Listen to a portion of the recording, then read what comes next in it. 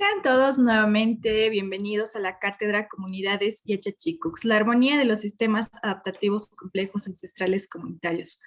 Recordemos nuevamente la conceptualización de un Yachachicucs, y es que un Yachachicucs es un ser humano con pensamiento planetario, mismo que para su formación para el mundo real debe abordar 7 dimensiones. El día de hoy abordaremos la cuarta dimensión Yankee, que es las sincronías complejas. Vamos a entrar específicamente en lo que es la interacción disciplina, interdisciplina, pluridisciplina y transdisciplina, para lo cual tenemos a nuestros invitados especiales. Como siempre, estamos con Armando, Jorge y Andrea. Bienvenidos y adelante. Bueno, muchas gracias, Marlene, Andrea, Armando. Vamos nosotros a empezar una dimensión que nos llevará a entender cómo deberíamos nosotros ir unificando algunos pensamientos al respecto de todos aquellos temas que nosotros ya habíamos analizado en las sesiones anteriores. Recordemos, por favor, que uno de los enclaves que tomamos en consideración acá en las comunidades de Yachachicucs deviene del hecho de que siempre vamos a manejar tema de interacciones, ¿no? Y las interacciones, aparte de unificar, ¿no?, deberían armonizar. Ese es el tema. Recuerden ustedes, por ejemplo, nosotros decíamos es que es el cosmos, el planeta y la genética. Entonces ahí viene el tema, ¿no? Aparte de que nosotros interaccionamos los elementos para generar comprensiones, también nosotros visualizamos la idea de armonización de, ¿cierto? Entonces, es interesante que apuntalemos este tema en primera instancia, porque de repente ahora que nosotros vamos a empezar a desarrollar otras ideas, nos abocaremos a tratar de visualizar el cómo precisamente esos contextos nos deben llevar a generar comprensiones, ¿no? Comprensiones que guíen las armonías desde diferentes aristas. Y en la sesión de hoy queremos seguir a un autor exclusivamente, que es Václav Nicolescu. Él había escrito un manifiesto de la transdisciplina, siguiendo lógicamente algunas ideas también de segundos y terceros autores, como es el caso de Piaget, ¿no?, y como es el caso también de Morán, por ejemplo.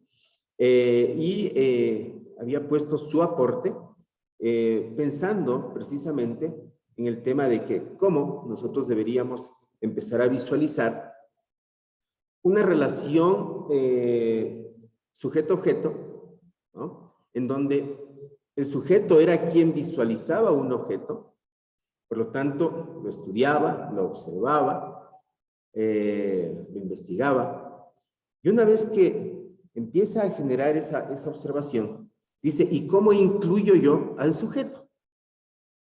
Y la otra reflexión era también, ¿y cómo nosotros empezamos a pensar en la posibilidad de que ese objeto de estudio ya no sea solamente un objeto, sino sea un sistema?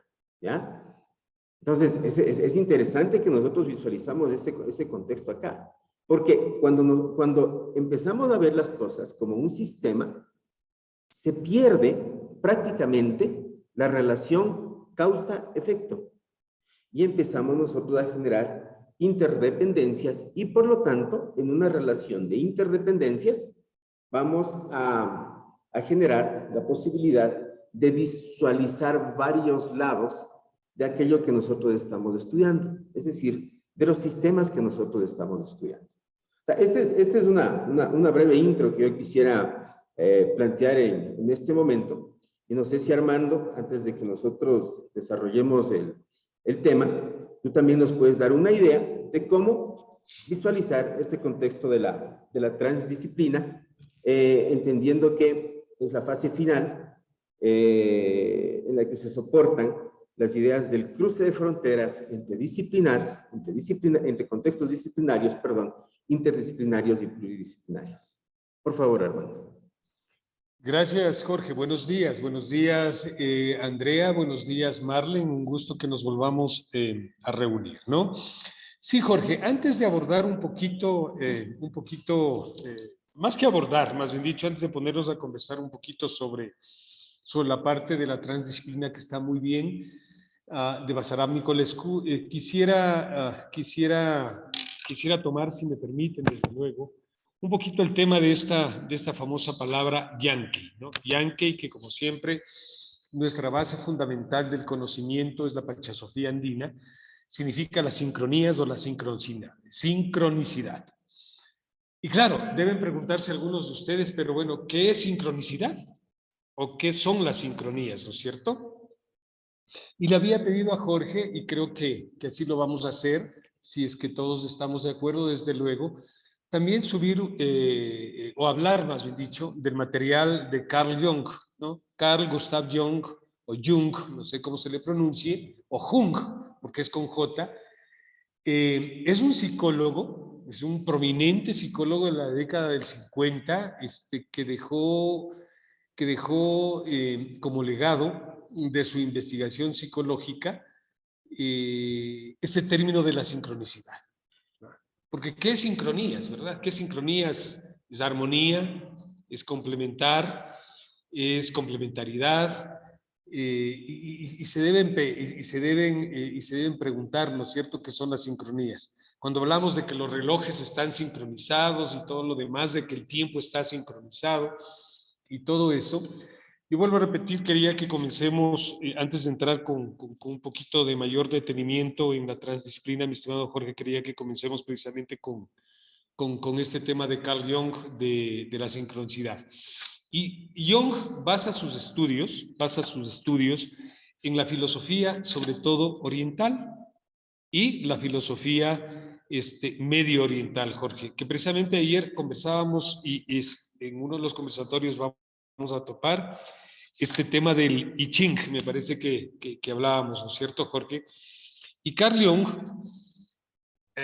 se basa para dar una explicación precisamente en estos procesos de filosofías, sobre todo, como les digo, orientales.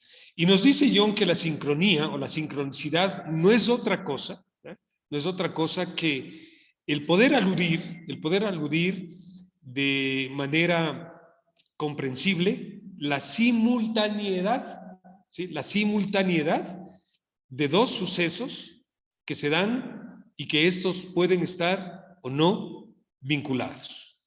Pero aquí la parte importante de los sucesos, de dos sucesos que sin estar programados se den, Carl Jung dice que no es por una causalidad, ¿no?, sino que más bien es por una acausalidad. No causa, sino a causa. Es decir, algo que no estaba previsto. Y hoy en la mañana ya conversábamos de esto, mi estimado Jorge, ¿no? Entonces, ¿cómo entender las sincronías? El mundo debe entrar en sincronías para entrar en armonización. La sociedad debe entrar en sincronías. Ahí comprenderíamos, por ejemplo, lo que hablábamos anteriormente, creo que en el conversatorio anterior, Jorge, cuando hablábamos de la democracia. ¿No es cierto? Estamos en una democracia electiva. Si habláramos nosotros de una democracia sincrónica, probablemente se cumpliría lo que nosotros abordábamos, Jorge, ¿no? Por ejemplo, esta parte de que la democracia realmente esté al servicio por y para la sociedad. Ahí entenderíamos que el medio ambiente debería entrar en sincronicidad, que los nichos ecológicos deberían entrar en sincronicidad, que el biotopo debería entrar en sincronicidad y que la enseñanza debería entrar en sincronicidad. Y hablábamos en nuestro modelo que estamos proponiendo hoy en la mañana, Jorge, que creo que eso va a quedar para más adelante, cómo sincronizar, por ejemplo, la forma de visualizar una profesión, Es decir, que una profesión no esté anclada solamente a un certificado o a un título, sino que vaya un poquito más allá. ¿Por qué no puede ser considerado un profesional, decíamos, un albañil, un gasfitero, un carpintero, Jorge, ¿no? O si una persona de 55, de 58, de 70 años, ¿en qué quiere especializarse? Y dijimos que quiere especializarse en el manejo de el Facebook, ¿no es cierto? O el manejo de redes sociales. Punto, se acabó el problema. ¿Sí? Y eso es lo trans también, ¿no? A más de sincronicidad, eso es lo trans, mi estimado Jorge. Porque Carl Jung precisamente para esto toma los descubrimientos que se dieron a través de la física o que la física moderna introdujo en el mundo, en donde a las ciencias naturales, ¿no es cierto?, en donde a las ciencias naturales se les liga fuertemente hacia procesos numéricos y procesos estadísticos. Es decir, para nosotros poder corroborar o comprobar que algo es ciencia, debemos tener la causa y debemos tener el efecto. ¿Verdad? Y lo más grave, sí, y lo más grave, si es que en este proceso experimental surge el método experimental de investigación, si en este proceso nosotros no logramos corroborar una hipótesis, caramba, quiere decir que no es ciencia. Entonces Carl Jung toma esta base científica para decir no. Dentro del macrocosmos, nosotros también podemos encontrar acontecimientos, ¿no?, que no necesariamente son causativos, El encuentro de dos personas en un café no es causativo, ¿no? El encuentro, la ganancia de la lotería, más de hablar de probabilidades numéricas y todo lo demás, no es causativo. Carl Jung lo llama esto acausativo, ¿sí? Acausativo. Es decir, que pueden existir fenómenos, pueden existir encuentros en los cuales no necesariamente la causa, no necesariamente la causa es el motivo fundamental para que exista un efecto, ¿no? Sino que son acontecimientos acausales que se dieron y que debemos nosotros ir entendiendo. Eso exclusivamente, mi estimado Jorge, y Marlene y Andrea, como una breve introducción a la parte de entender lo que es las sincronías, ¿sí? De lo que es las sincronías. Entonces, miren qué bien nos cae como anillo al dedo la palabra armonía. Es decir, no debe existir una causa para que nos sintamos en armonía. Debe existir una situación, más bien dicho, perdón, no necesariamente debe existir una causa. Y si estamos en armonía, es una armonía acausal. Punto, para de contar. Miren, un nuevo término que logramos nosotros no descubrir, pero que sí logramos recuperar de este libro de Carl Jung, de la sincronicidad, ¿no? Entonces también entendamos que la armonía puede ser una armonía acausal y que la armonía puede ser el resultado también de sincronicidades, de procesos no experimentales que se pueden dar. ¿Ok? En cuanto a tu pregunta, mi estimado Jorge, si es que alguien quiere participar en el conversatorio, pues ya quedamos en que estos sean conversatorios, no sean participaciones individuales, por favor. No sé si hay alguna inquietud sobre lo que acabé de manifestar, mi estimado George. Mira, Armando, sí, ¿sabes qué es interesante el tema abordarlo en primera instancia desde el lado de la ciencia, ¿no? Porque seguramente hace unos 500 años aproximadamente, acuérdate tú que la filosofía tuvo un reduccionismo, y el reduccionismo Sí, lo llamamos ciencia, ¿sí? La ciencia empezó a generar sus verdades, y las verdades, por lo tanto, deberían ser demostrables. Las verdades tenían que ser manejadas bajo esa relación de dependencia que tú dices, ¿no? Causa-efecto.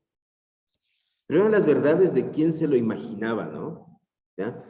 Yo me imagino que quiero hacer un determinado estudio y pongo estas variables dependientes de estas variables independientes, pongo proceso de observación o de experimentación, como quiera, y resulta que encuentro la causa y el efecto, ¿sí? Y bajo ese contexto, nosotros vamos construyendo la ciencia, principalmente cuando empezamos nosotros a sacar y a imponer dentro de lo que es la parte matemática temas de muestreo. Y entonces aquí yo quisiera acordarme de nuestro querido amigo Iván Corral. Quisiera acordarme cuando él decía, oye, lo que pasa es que nos dijeron a nosotros, tomando una muestra, me parece que eran me acuerdo más o menos, unas 500 personas. 800. 800 personas de tipo anglosajón. midieron el tema de la sangre y dijeron que a partir de 7 tiene tal nivel de ácido úrico. Y no tomaban en consideración que nuestras poblaciones eran diferentes, ¿no? Completamente diferentes. Y sin embargo, nosotros utilizábamos por acá ese estándar para decir, a partir de tal puntaje, tú estás elevado el ácido úrico. Y entonces ahí es cuando nosotros empezamos a tratar de entender, ¿no es cierto? Y de visualizar el cómo la ciencia empezó a manejar conceptos deterministas dentro de lo que son esos procesos de investigación, ¿ya? Y causísticos también, George. Claro, sí, sí. Y causísticos. Y una cosa es la ciencia y otra cosa son los niveles de realidad, ¿no? Por supuesto. Súper interesante cuando Nicolescu pone esa segunda fase que dice física cuántica y niveles de realidad, porque de repente ahí nosotros comenzamos a entender, ¿no?, que los niveles de realidad desde la física ya no solamente eran aquellos postulados que nos dejó Newton, que nos dejó Kepler, exacto, que nos dejaba Copérnico y que también nos dejó el propio Einstein, ¿no? Sí, sí. Este es el nivel de realidad. Y resulta que después, cuando empieza a manejarse el tema cuántico, ¿no? Perdón que te corte ahí porque dijiste algo importante, Claro. Jorge. Inclusive aquí, en esta obra o en estos estudios de Carl Jung, él inclusive como que te pone a falsear la parte de la relatividad del tiempo y te dice que el tiempo más bien es sincrónico, ¿no? Ojo, de lo que dijiste de Einstein. Sigue nomás por favor. Claro, mira, es que es interesante, ¿no? Porque nosotros no conocíamos un nivel de realidad cuántico. Así como tampoco conocíamos, o conocemos, ¿no? Porque está en pañales, un nivel de realidad cosmológico. O sea, todos son teorías lanzadas, pero no lo conocemos. Ahora, miren, ¿qué tal que cogemos y esto lo traducimos también a los niveles de la realidad dado por las culturas y por las civilizaciones? Una cosa es la realidad occidental, otra cosa es la realidad oriental, otra cosa es la realidad de los pueblos del sur. Son realidades diferentes y eso es lo que nosotros debemos entenderlo. He ahí la importancia, Jorge, del tercero incluido y del tercero excluido. Claro, ¿cómo no? ¿Y cómo le visualizarías tú el tema del tercero incluido en esas realidades que te planteaba, de Oriente, Occidente y Sur? Bueno, el tercer incluido, Jorge, yo le interpretaría o le visualizaría como, claro, ambas partes tienen una forma de visualizar las cosas, ¿no es cierto? Y cada una defiende lo suyo. ¿Sí? Y cada uno defiende lo suyo. Las identidades. Ayer leíamos el Corán, ¿te acuerdas? Sí. Y es un libro muy radical, con el debido respeto, ¿no? Es un libro muy radical. O sea, los seguidores de Alá son los que sirven, todos los demás son demonios. Ahí viene la importancia del tercero incluido, mi estimado Jorge, con ese ejemplo de la pregunta que me hacías, ¿no es cierto? Ahí viene precisamente la importancia del tercero incluido y la importancia de la transdisciplina, o de la famosa palabra trans, por lo menos. Trans. Trans. Es decir, ese prefijo que nos permite a nosotros ponernos del otro lado. ¿No? Del otro lado. Créete que luego de la breve lectura que hacíamos nosotros al preparar el material de este tema de las sincronías, caramba, ¿no? Si a la sincronía le sumamos la transdisciplina o viceversa, de la pregunta que estás haciendo, mi estimado Jorge, si entenderíamos lo que es lo trans, de pronto ahí viene la importancia del tercer incluido, ¿no? Y decir, me pongo en el medio de ambas partes para equilibrar, para armonizar, ¿sí?, determinada situación, mi estimado Jorge. Claro, pero acuérdate que el tema de la transdisciplina es una especie de fase final, ¿no? Sí, señor. ¿Qué te parece si lo analizamos desde esa evolución de la ciencia, ya? Ah, no, sí, porque sí, aparentemente, claro. Estamos un poquito, era por la pregunta nada más. Sí, porque aparentemente la ciencia a nosotros nos hizo estudiar, o nos especialización, nos especializó, perdón, en áreas de conocimiento, ¿no? Así es. Y entonces yo soy biólogo, yo soy antropólogo, yo soy sociólogo, yo lo que quiera, ¿no es cierto? ¿Sí? Y resulta que al no salirme de mi área de conocimiento, ¿no?, yo tengo mi mirada fija en dicha área. Y listo. Y resulta que las otras áreas generan métodos y generan ciencia. También generan, o sea, generan métodos de ciencia, ¿no es cierto? Pero es que también depende de los modelos, ¿no, Jorge? Tú dices algo importante que viene mucho hacia el modelo de vida, digo yo. Modelo de vida, no solamente educativo, ¿no? Desde que somos pequeños siempre nos encasillan en un modelo, siempre nos encasillan en un modelo. Si quiero ser científico, te aplaudo. Pero si dices quiero ser policía o bombero, te desaprueban. Claro. O sea, mira cómo nos van formando de esta manera, de lo que tú acabas de decir, que no nos permiten visualizar como los caballitos de carreras, ¿no es cierto? Porque a los caballos de carrera se les pone las dos tapitas estas en los ojos, para que no se fije quién viene al lado y él solamente corra, ¿no? Nada más, perdón por la interrupción. Sí, no, está muy bien. Y hacia eso íbamos, ¿no? Que en ese proceso evolutivo de querernos salir de las áreas de conocimiento, asomaba la idea de que, oigan, nosotros podemos estudiar un mismo objeto, ¿verdad? Un mismo objeto de estudio desde diferentes áreas de conocimiento. Por supuesto, por supuesto. O sea, es interesante, ¿no? Andrea, por favor. Sí, y me puedo empezar desde cuándo viene esta tendencia, ¿no? Y es básicamente reciente, ¿no? Digamos, no más de 3 décadas, con Piaget, como lo había dicho Armando, con otros autores que empezaron a ver que sí se necesitaba otro enfoque más amplio que lo disciplinar, ¿no? Lo que menciona, lo de visión de caballo, solamente ese campo. Y ahí nacen algunos conceptos, ¿no? Que sería importante mencionarles porque siempre cuando uno escucha transdisciplina, pues no entiende qué mismo es. Y esto también hay como una confusión de qué es interdisciplinar y qué es pluridisciplinar. Y es algo que también en el libro de Nicolescu se describe y nos va explicando poco a poco qué es la transdisciplina y por qué es tan importante este enfoque, porque nos abrió un poco más la mente a las sociedades para resolver de otra manera, de una manera distinta, los problemas, encontrando puntos de encuentro, ¿no? Y después, bueno, vamos explicando este tipo de cosas. Voy a recalcar el concepto de qué es interdisciplina. Y lo interdisciplinar es una combinación de varias disciplinas para interconectarlas.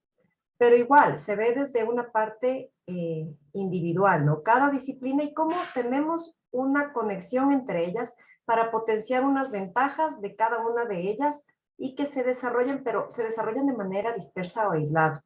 Esa es la interdisciplina. Todavía tenemos esta desvinculación entre la una, encontramos solo un punto de encuentro entre ellas para explicar algo.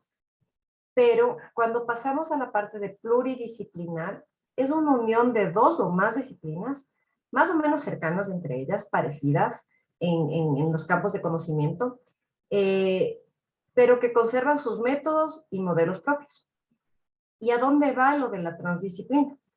Y es, yo le llamaría como tipo una estrategia de investigación nueva que atraviesa los límites que de lo disciplinar, de lo enfocado, desde un enfoque más amplio, ¿no?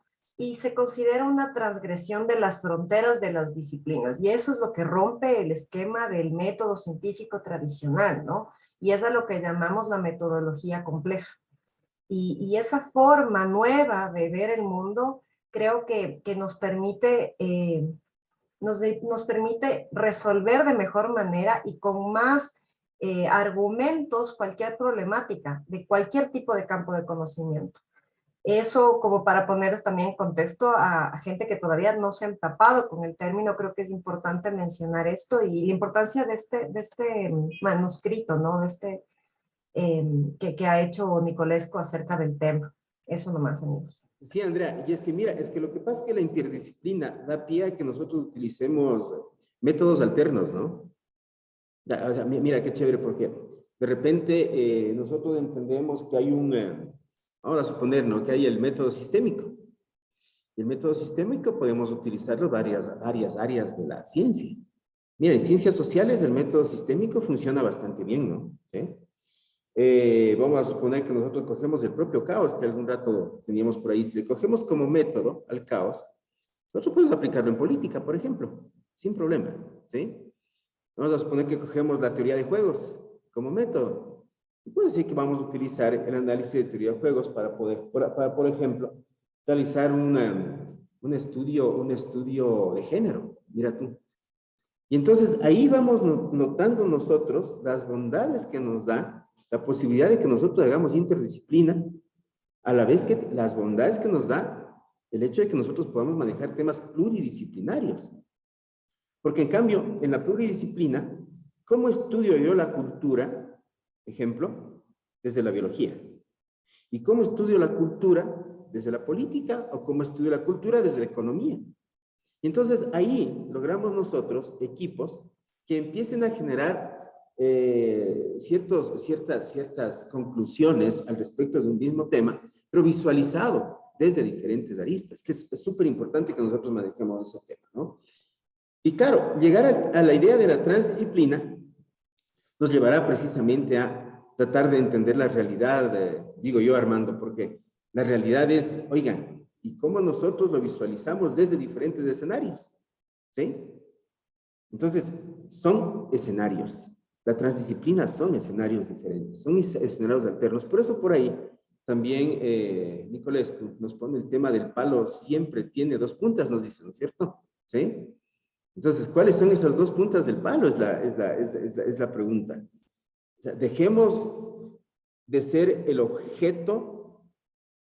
sujeto visualizador, conceptualizador, y demos pie a que otros sujetos también nos vean a nosotros. De tal manera de que en este momento, posiblemente, aquellas identidades que nosotros tenemos pueden empezar a quebrarse porque lograremos entender que hay otras identidades que también necesitan ser comprendidas, Armando. Sí, sí, Jorge, y bueno, como explicaba Andrea, el problema es que lo que estamos haciendo nosotros, recordemos que ya más adelante lo vamos a ver en la segunda parte del modelo. Esto no solamente es para una situación académica universitaria, ¿no? Sino que el Yachachicucs, lo fundamental de Yachachicucs es volver a enseñar. Una persona de 80 años, de 70, de 60, de 50, un niño, y que tenga diferentes visualizaciones. Por eso es que lo importante, no es que quiera ser repetitivo, pero lo importante de entender el Yankee como sincronías y que nosotros estamos abordando desde el aspecto de la Carta de la Transdisciplinariedad de Basarab Nicolescu, no como único autor, por favor, sí, pero como el más importante, como el creador. Y por eso también decía, sin tratar de ser repetitivo, lo de Carl Jung, ¿no? Estamos acostumbrados a que todo sea resultado de algo. Si hablamos de la parte teológica, todo es resultado del castigo divino. Si hablamos de la parte científica, todo es el resultado de como decíamos, del experimento. Si hablamos del resultado de la vida social, pues dicen que los gobiernos son el resultado o son la imagen de sus gobernados. Yo creo que eso está mal visto, ¿no? Yo no creo ser corrupto, estoy completamente seguro de no ser corrupto y no me pueden comparar con los corruptos que pasan en la política ecuatoriana, indistintamente de quiénes hablemos. Por lo tanto, yo no me siento representado por esa gente. Y este ejemplo lo pongo porque eso es la sincronicidad. Es decir, dar la oportunidad a que existan otras variables acausísticas, he de repetir, acausísticas, es decir, fuera de causa. O sin causa, por último, ¿no? Acausal. Y claro, lo que decía Andrea, y sobre todo lo que tú terminabas de decir, Jorge, como cuando hablabas que el palo tiene dos puntas, eso es real. Son personas que se atreven a plantear, así como estamos planteando desde el Yachachicucs, desde la Cátedra UNESCO, ¿no es cierto?, desde la Red Cultural Yura Complexus, pues porque ahí se están integrando todo lo que somos, este gran complejo camino que hemos caminado juntos, ¿no? Juntos o de manera individual, y que en algún punto del camino que bifurcamos nos hemos vuelto a juntar cada uno de nosotros con nuestros pensamientos. Entre nosotros mismos tenemos discrepancias de las formas de pensar, de ver y de visualizar las cosas. Y nos hemos criticado fuertemente y hemos dicho, caramba, entonces, ¿dónde está la armonía? Para que nos demos cuenta que es acausal y que no ha sido sencillo, que no ha sido fácil llegar a todo esto que estamos proponiendo. Pero sí, miren, ustedes tienen ahí en la pantalla algunas de las cosas que Nicolescu nos plantea. Ciencia y cultura, más allá de dos culturas, caramba, ciencia y cultura más allá de dos culturas. Entonces también la ciencia es cultura y no puede excluir al otro tipo de cultura, ¿no es cierto?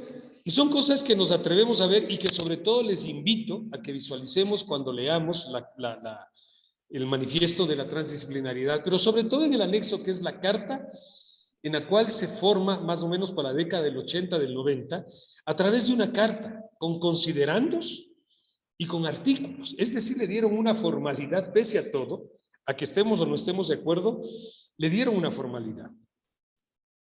Entonces, una ciencia, una interciencia, una pluriciencia y una transciencia, si me permiten componer esos términos valiéndonos de la interpluralidad, transdisciplinariedad, ¿no es cierto?, o disciplina, tiene sus considerandos. Por ejemplo, una de las que se me viene a la cabeza es debemos entender que en el mundo actual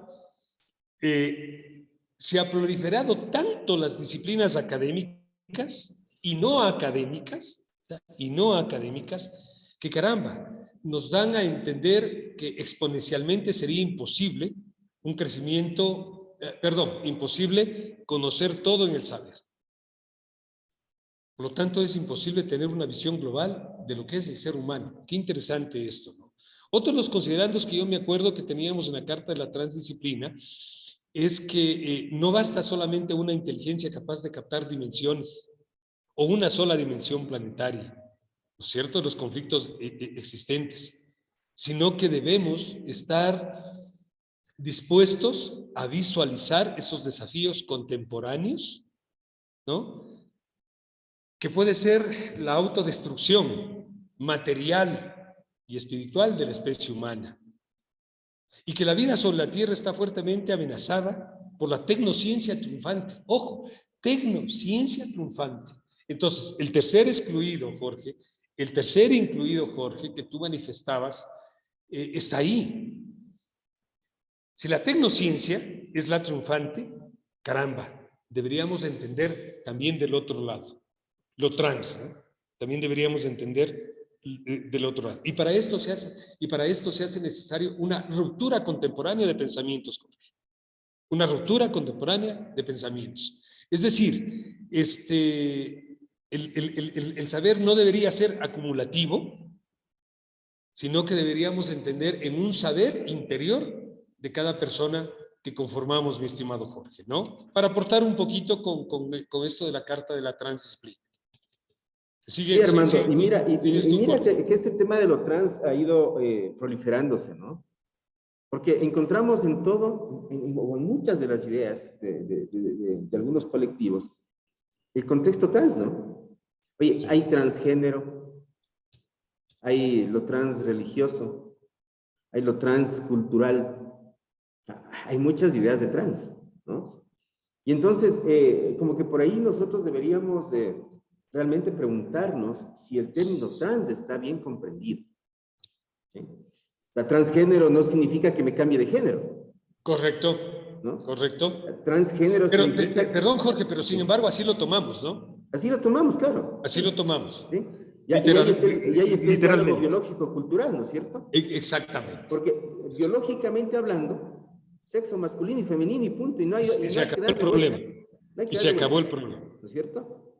Culturalmente, lo trans, o sea, puede hacer que las personas empiecen a cuestionar su propio sexo. Correcto. Es culturalmente. Correcto. Entonces, miren cómo las sociedades inclusive podrían ir tergiversando un poquito el concepto, ¿verdad? Porque ahora nosotros encontramos muchos estudios, muchas investigaciones que dicen, por ejemplo, la crianza de un niño dentro de parejas transexuales y así, ¿no? Empiezan a generarse esas ideas. Y de repente, claro, nosotros perdón, Jorge, ubicar bien el concepto. Pero que quede algo claro, no estamos en contra de aquello, ¿ah? No, Ojo, no. Vayan a pensar que nos estamos yendo por el lado de ser xenofobistas, de no ir por... Que quede claro eso, sino más que bien son por el lado de las comprensiones, Armando, ¿no? Sí, señor. Porque mira, las transreligiones serían algo parecido, ¿no es verdad? Porque de repente yo sigo una determinada religión y a las otras religiones ni siquiera me intereso por conocerlas. Ayer nosotros veíamos también el tema del budismo, ¿te acuerdas? Y Por decíamos, eso te iba a decir, surgen los budismo ecuménicos, ¿no? es una terapia psicológica, decíamos, ¿te acuerdas? Sí, señor. ¿Sí? Sí, Es una señor. terapia psicológica el budismo. Y entonces nosotros le vemos al budismo como algo, desde Occidente, por ejemplo, podríamos estar viendo como algo que no maneja un contexto de espiritualidad, Claro. y más bien de intuición. Entonces digo, y acuérdate también que conversamos de los quipus y de la yupana, ¿no? sí, sí, Que era el sistema numérico que no entendieron los españoles, ¿no? claro. Y qué difícil que se les hizo a ellos ponerse del otro lado. Pues. Simple y llanamente nos trataron como ignorantes y ahí quedó la cosa. Porque seguramente también ignoraban el proceso. Por supuesto. Más fácil era decir, mira, no te comprendo. Era correcto. mucho más fácil, ¿no es cierto? Correcto. Y entonces miren cómo se va tejiendo esto. Andrea, por favor, ¿sí? Y ahí me surge una duda, ¿no? Y también haciendo referencia al libro del Tao de la física, ¿cuándo es que pasa este cambio? No cambio, sino que el misticismo se torna una cuestión un poco más seria y ya es tomada por la comunidad científica para ser discutida, ¿no? Y en este libro hay como una mezcla entre, mejor dicho, una búsqueda entre equilibrios mirados desde dos enfoques, ¿no? El oriental y el occidental. Y ahí había un término que me surgía la duda y quería preguntarles, ¿qué es esto de la sabiduría intuitiva? Que se nombra la de sabiduría intuitiva, ¿no? Y lo que es el pensamiento científico. Y ahí viene como un poco la mezcla y también esta visión un poco más amplia. Quisiera que me expliquen eso. Sí, Andrea, mira, el tema va así, ¿no es cierto? Mira, tú sabes que hubo choques de culturas, ¿no es verdad? Una cultura occidental y una cultura oriental. La cultura occidental que se fue atrás de la ciencia y la cultura oriental que se iba atrás de la intuición, ¿no es verdad? ¿Sí? O sea, mira, entiendo yo que la intuición es empezar a escucharse uno.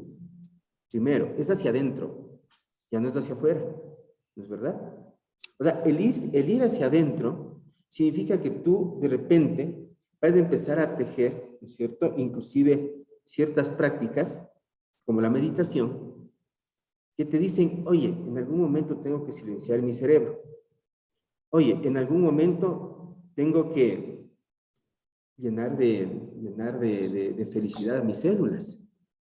Oye, en algún momento tengo que hacer que mi sistema respiratorio reaccione diferente al oler diferentes, ya redondeé, diferentes olores. Oye, ¿sabes qué? Es que yo también tengo que despertar mi sistema nervioso, ¿no es cierto? Pisando la hierba.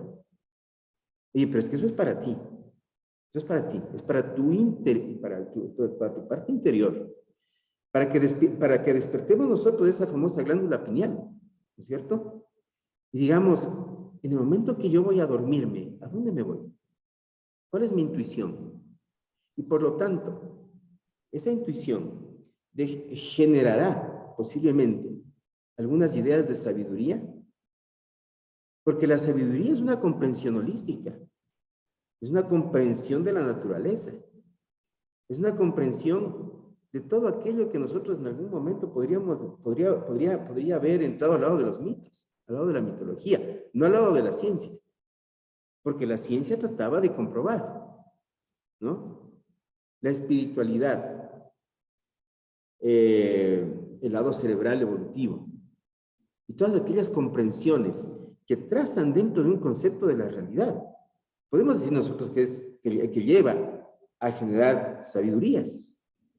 En esa relación que nosotros tenemos con nuestro cosmos, con nuestro planeta, con todo. Entonces, la sabiduría tiene que tener ribetes mucho más grandes, ¿no? Y sí, en el Tao de la Física nos habla a nosotros de sabiduría, ¿no? De sabiduría desde la intuición. Oye, acá en el pensamiento andino vamos también a hablar de sabiduría, pero de sabiduría desde la verdad que nosotros podríamos engendrar en el Capañán, que ya vamos a toparlo luego. Entonces, mira, Andrea, el concepto de sabiduría es un concepto que normalmente te acuerdas que se les atribuía a los ancianos y todo eso. Y de repente, sí, la vida te hace poco a poco ir comprendiendo mejor el significado de la vida. Y ¿sabes qué? Yo creo que inclusive el término de la sabiduría deberíamos atarlo con eso, ¿no? con las comprensiones de la vida. Mira tú, ¿sí? Es que, en esas comprensiones de la vida, no sé, a ver, Armando, por favor. es que, Jorge, son las cosas que lamentablemente dejamos de lado, dejamos de confiar en nosotros mismos, ¿no? ¿Qué es el pensamiento intuitivo? El pensamiento intuitivo, lamentablemente, la ciencia siempre la asoció hacia esas ciencias para ciencias, así le llaman, ¿no? Pseudociencias, perdón, hacia las pseudociencias, porque claro, lamentablemente la sociedad en la búsqueda desesperada de esos dioses mentales que nos ayuden a salir de problemas, porque cuando estamos bien nadie nos acordamos de Dios. Cuando estamos bien nadie nos acordamos de Dios. Cuando estamos felices no esbozamos una sonrisa y gracias Dios por estarme riendo. No, nunca. Y no quiero irme solamente a la parte teológica, sino a todo, por favor, ¿no? A ese Dios que cada uno de nosotros tenemos, como el Dios de Spinoza, por ejemplo, ¿no? Y dejamos de lado y perdemos tanta cosa de la intuición. Los niños, lamentablemente, son sometidos o están sujetos hacia procesos sociales, culturales, que los manejamos actualmente. Y cuando dejamos de ser niños, dejamos de tener esa intuición, porque el niño se para por intuición, el niño habla por intuición, por haber escuchado, eso es intuición. El niño habla por comunicarse, el niño aprende a hablar, aprende las letras por intuición, no como nosotros le sentamos a decirle, esta es la A. No, el niño no aprende de esa manera. Y ese es el reto precisamente también, Andrea, qué buena la pregunta y qué buena la respuesta, Jorge. Hemos dejado de lado muchas cosas. La intuición de madre, por ejemplo, ¿no? Las madres siempre dicen que tienen una intuición. No dormí porque tenía la intuición de que no ibas a llegar esta noche. ¿Perdón? ¿Verdad? Entonces, hemos dejado de lado y todo hemos religado a dar una explicación científica. Inclusive los juegos de azar con explicación científica, ¿no? Si usted hace probabilidades, sabrá qué número sale de la lotería, qué sé yo. Si usted hace permutaciones y combinaciones. Todo hemos limitado, desgraciadamente, hacia la parte solamente científica de esa ciencia que estamos acostumbrados a visualizar. Y miren qué importante que es hablar de las sincronías desde la carta de la transdisciplina de Basarab Nicolescu, insisto, ¿no? Ojalá muchos, si no todos, leyéramos y entenderíamos, así como hemos pedido que leamos y entendiésemos los 7 saberes para la educación del futuro. ¿No? Sí, Los 7 Armando. saberes para la educación del futuro. Muchas Pero qué gracias. importante es comenzar a saber escucharte a ti mismo, a tu interior, a tu cuerpo. No digo que una enfermedad patológica va a sanar, pero sí digo que va a equilibrar, sí digo que va a estar en armonía. Eso garantizo, ¿no? Eso garantizo. Eso de pensar, eso de sentir, eso de respirar, como decía Jorge, del pensamiento sobre todo oriental. Vuelvo a repetir, leíamos de Li Ching, y que está basado en 64 movimientos, en 64 líneas, en 64 pensamientos, en monedas, en figuras geométricas y en todo lo demás. Claro, caramba, ¿no? Las figuras geométricas, si vamos a marketing, si vamos hacia la psicología del consumidor, si vamos hacia la psicología de las figuras geométricas, y eso vamos a la psicología del color, ahí tenemos el branding. Ahí tenemos la imagen corporativa, pero no lo percibimos desde ahí, lamentablemente, ¿no? Hemos dejado de percibirlo desde ahí, sino desde la máquina, desde lo que hace la máquina, desde el diseño gráfico y todo lo demás. Entonces sí, la intuición yo creo que debe ser también rescatada como parte fundamental de aquellas cosas que vamos a realizar. Conocemos muchos empresarios que fueron empíricos, en su vida atravesaron la universidad y probablemente no abrieron un libro de administración o de marketing, pero sin embargo tuvieron su éxito. No digo que sea la constante y no digo que lo otro haya que excluir, pero también es necesario saber escuchar ese pensamiento intuitivo hacia el cual usted se refiere, mi estimada Andrea, ¿no? Hay un librito que se llama La psicología oscura. Eso es pura intuición, la psicología oscura. Gracias, Andrea. Sí, Armando. Y mira, yo quisiera quedarme con algo más y para terminar también ya la sesión. Mira, estoy leyendo por ahí dentro de Nicolescu también el tema de la muerte y resurrección de la naturaleza, dice por ahí también, ¿no es cierto? ¿Sí? Entonces, no sé, quisiera tratar de interpretar ese tema. Cuando, por ejemplo, nosotros, cuando comenzó el tema de la revolución agrícola, se supone que nosotros empezamos a apropiarnos de todo lo que existía dentro de la concepción de la naturaleza. Empezamos a domesticar, empezamos a generar sentido de propiedad, ¿no? Y de repente no nos dimos cuenta, inclusive nosotros éramos parte de la naturaleza también. Y nos apropiamos también de los propios seres humanos y los convertimos en esclavos y en siervos. Muerte de la naturaleza, ¿no? Y de repente lo antagónico es, oye, tenemos que manejar el tema de resurrección de la naturaleza. ¿Sabes qué significa? Nuevamente pensar, ¿no es cierto? Y tener ideas de contexto planetario y de contexto de comunidad, ¿verdad? Ese es el tema. Y entonces, si damos la vuelta al tema de resurrección de la naturaleza como el otro lado del palo de la muerte de la naturaleza, deberíamos decir, oigan, imprimamos ahora cierto tipo de pensamientos que nos lleven precisamente a tratar de manejar ideas de pensamiento comunitario, pensando que la comunidad es el planeta, ¿sí? Y tratemos también de entender de que para visualizar ese pensamiento comunitario, las cosas pueden ser muy simples. Así como lo vamos a tratar en la siguiente sección, ¿no? Cuando hablemos del Munay. Hay cosas tan simples que deberíamos hacer para estar bien con nosotros mismos, con las especies y con la naturaleza, que de repente nos vamos a asombrar visualizando el hecho de que en muchas de las ocasiones nosotros, por ir atrás de esos trazos de desarrollo, de esos trazos de crecimiento, nos hemos olvidado. Y con eso también ingresar a un nuevo tema, que sería el tema de ¿y cómo nosotros nos vemos en el transhumanismo? ¿Hemos sido realmente una especie humana dominante? ¿Y cómo sería lo transhumanista, ¿no es cierto? ¿Sí? Que también deberíamos comenzar a generar reflexiones. Bueno, yo con esto quisiera despedirme y dejarles a ustedes la palabra. Muchísimas gracias.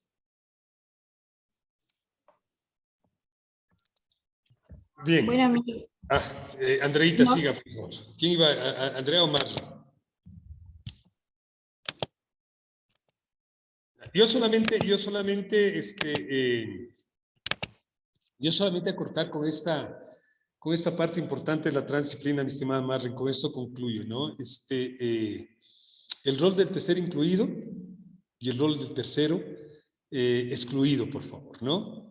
Que tiene mucho que ver con lo que dice Jorge, sobre todo con lo que terminó de decir Jorge. Y deberíamos reflexionar como seres humanos, la transhumanización. La transhumanización a veces pensamos que es la robotización, a veces pensamos que es la nanotecnología, y creo que en un conversatorio dije, yo no me veo con un brazo, ¿no? Ya dejaré de ser humano, no es que no me vea, no es que no aceptara, por favor, ¿no? Aceptara, pero ya no sería humano, ya sería otra persona, pero no sería un transhumano, ya no sería un humano. Esta transhumanización, Jorge, más bien se refiere a saber ponernos del otro lado, y por eso hablábamos y me pedía un ejemplo del tercer incluido, del tercer excluido. En la Carta de Disciplina nosotros podemos visualizar la diferencia que existe entre los terceros incluidos y las triadas de las que habla Hegel o hegelianas, es decir, lo que no es ser, lo incluido. Y de ahí surge precisamente esto de los terceros incluidos y excluidos, mi estimado Jorge, ¿no? Hay que entender que en el pensamiento hegeliano los excluidos, ¿no? Los excluidos o los tres elementos que participan coexisten al mismo tiempo. ¿No? Perdón, en la transdisciplina. En el pensamiento hegeliano, no. Las cosas suceden al mismo tiempo, pero no coexisten en el mismo tiempo. Entonces, es importante esto de la transhumanización, Jorge, es un término, yo vuelvo a repetir, que va más allá de lo que a veces nosotros creemos o leemos de que es la transformación de un ser humano en una especie de robot o en una especie de máquina, no. La transhumanización es estar dispuestos a entender precisamente lo que está del otro lado con la finalidad de llegar a sincronías y por ende a armonías que a nosotros nos permitan. Alguien puede por ahí preguntarnos, si usted vea en un caso de guerra, ¿dónde está la transdisciplina o dónde está las sincronías o la armonía? Está en las comprensiones de los terceros incluidos y excluidos, por favor, nada más. Yo estoy seguro que si preguntamos, no voy a poner nombres, pero si preguntamos a un pueblo que está en guerra si está a favor o en contra de la guerra, si esté ganando, les va a decir, no, yo no estoy en contra, porque la guerra, o en la guerra no hay ni ganadores, ni perdedores, ni vencidos, ni vencedores. Esa es la importancia del tercer incluido, mi estimado Jorge, y también del tercer excluido. Muchas gracias, buenos días.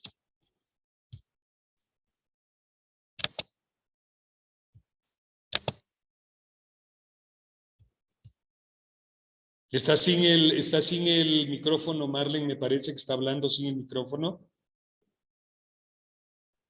Bueno, si ya no hay más intervenciones, amigos, vamos a finalizar el conversatorio del día de hoy. Bueno, sin antes agradecerles a ustedes por sus reflexiones que siempre nos inducen a pensar, a reflexionar y sobre todo a cuestionarnos sobre las diferentes áreas y aspectos de la ciencia, ¿no? Vamos a finalizar, como ya es típico, con la lectura del día de hoy. Respecto a la interacción disciplina, interdisciplina, pluridisciplina y transdisciplina. Y nos dice que es una palabra de belleza virginal, que no ha sufrido todavía la usura del tiempo.